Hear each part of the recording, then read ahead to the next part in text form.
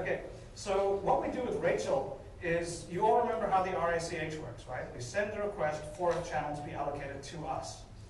Okay? Does everyone remember the octopus attack from like 1996, 95? Oh, come on, you're all breaking into shit back then. No?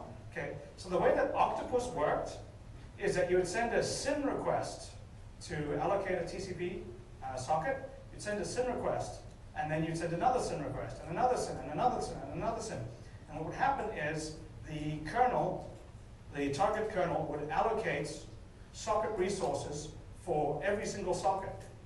And at that point, if it was a really shitty system, it would run out of kernel memory, or it would be unable to allocate any other resources for sockets, and it would no longer be able to actually open a connection.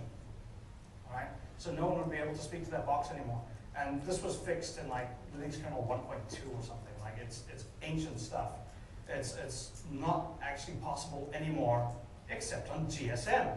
Okay? So GSM was developed in the 80s, which means it's completely crap. They had no idea that anyone would ever have access to tools for doing GSM radio stuff at the lowest level. Sorry.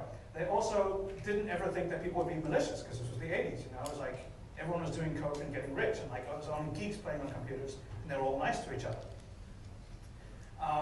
So the way that Rachel works is that we send a very, very large number